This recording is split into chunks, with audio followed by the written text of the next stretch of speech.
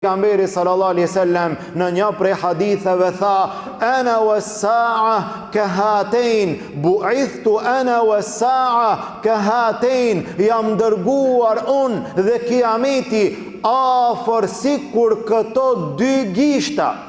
Pejgamberi sallallahu alaihi wasallam është dërguar dhe afër prej dërgimit të tij është kiameti sikur këto dy gishta. Për çfarë arsye? Ndërmjet këtyre dy gishtave nuk ka gisht tjetër, nuk ka asgjë tjetër përveç se pas njërit vjen tjetri. Pas dërgimit të pejgamberit sallallahu alaihi wasallam, nuk ka të dërguar tjetër, nuk ka pejgamber. Pejgamberi fundit erdhi, Muhamedi sallallahu alaihi wasallam. Kur do të bëhet kiameti? Në ummetin e tij. Në këtë ummet do të bëhet kiameti, jo në ummetet tjera, në këtë ummet. Andaj kiameti është afër. Pejgamberi sallallahu alaihi wasallam tha: numëroj 6 gjëra në prag të kiametit. E para e tyre, mauti, vdekja ime. Vdekja e pejgamberit sallallahu alaihi wasallam nën kupton që kiameti vetëm se është afruar. Gjithashtu Allahu azza wa jall tha në Kur'an: "Iqtarabatis sa'atu wa inshaqqa al-qamar." Kiameti është afruar dhe hana është ndarë në dy pjesë. Në kohën e pejgamberit sallallahu alaihi wasallam u nda hana në dy pjesë dhe njerëzit e pan atë me sytë e tyre. Këto janë shenja që ne vetëm se afrohemi afër kiametit. E çka mund të themi në kohën në të cilën ne jetojmë? Për kohën për të cilën na lajmëroi pejgamberi sallallahu alaihi wasallam prej 1400 viteve më herët, ato fjalë të njëjta pa asnjë lloj dallimi dhe ndryshimi, ne mund t'i shohim në jetën tonë të përditshme me sytë tonë. Pejgamberi sallallahu alaihi wasallam tha: do të vjen koha në këtë ummet, në këtë kohë do të vinë njerëz, do të vinë vite, sanawatun khadda'at, do të vinë vitet të mashtrimit. Yusaddaqu fiha al-kadhib wa yukadhabu fiha as-sadiq. Do t'i besohet gënjeshtarit, do të përgënjeshtrohet besniku. Wa yu'tamanu fiha al-kha'in wa yukhawwanu fiha al-amin. Ai i cili është besnik e ruan emanetin do të llogaritet tradhtar, e ai tradhtari do të llogaritet besnik. Në atë kohë do të flasin disa njerëz të cilët quhen ruajbida. Than: kush janë këta ja Rasulullah? Tha: ar-rajulu at-tafih yatakallamu fi amri al-'am.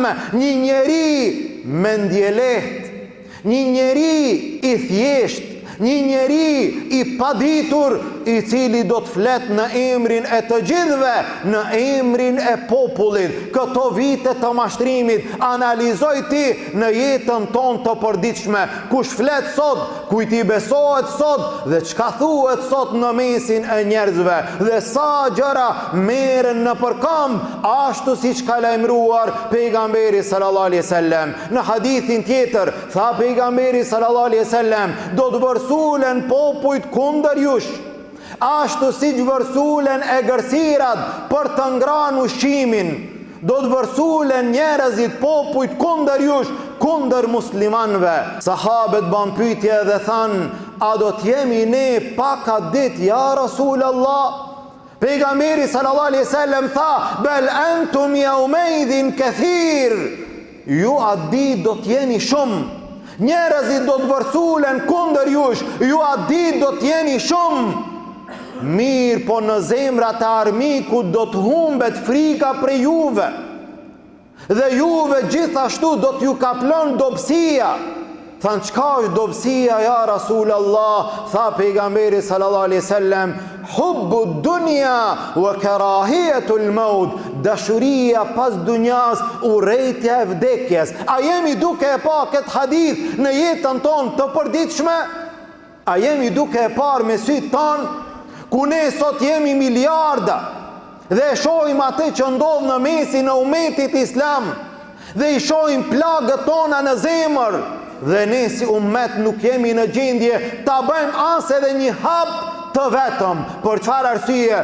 Hubbu dunya, dashuria pas dunjas, wa karahiyetul maut, dhe urrejtja e vdekjes. Gjithashtu pejgamberi sallallahu alaihi wasallam na njoftoi për përhapjen e pasurisë së madhe, për bollëkun e shumt, për të mirat e shumta.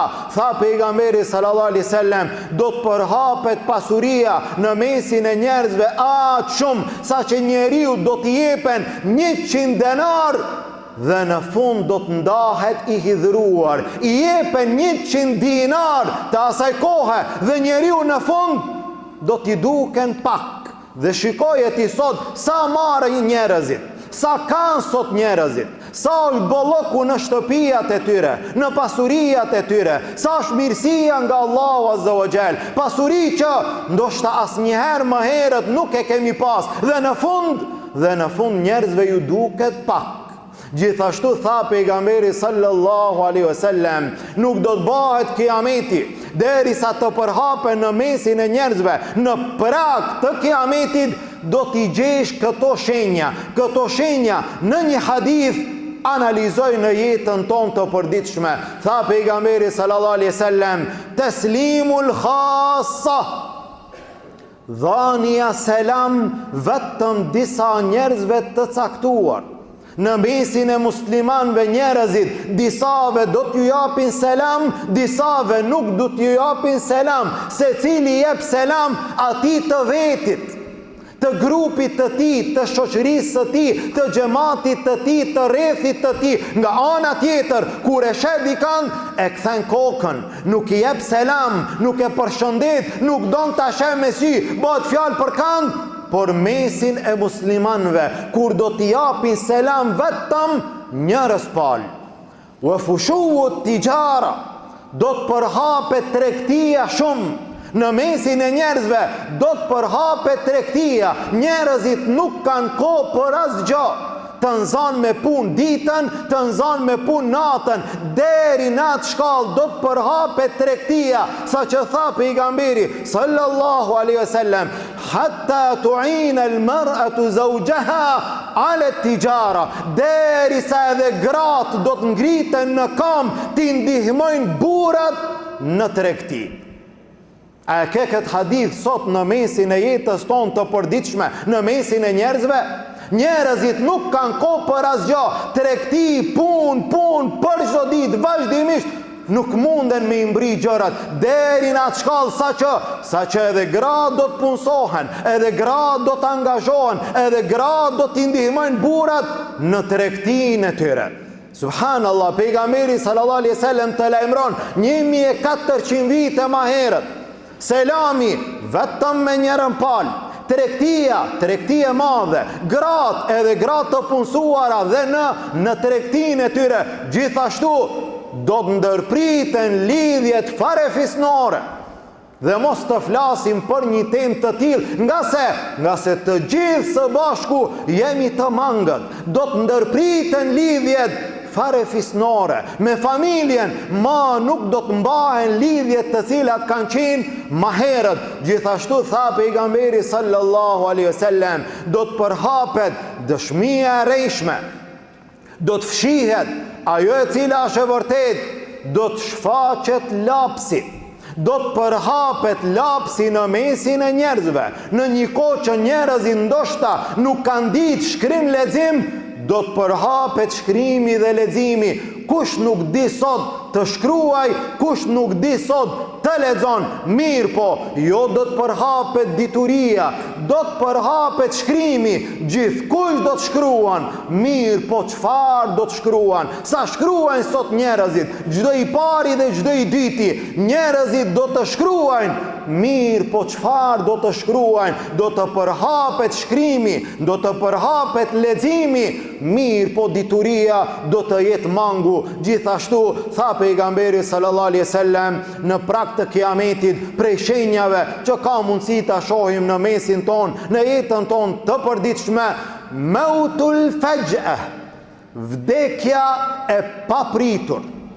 Do të përhapet në mesin e njerëzve, vdekja e papritur. Dje takova filanin, ka vdek filani. Si more ka vdek, unë dje kam pi kafe me te, po unë para dreke jam taku me te.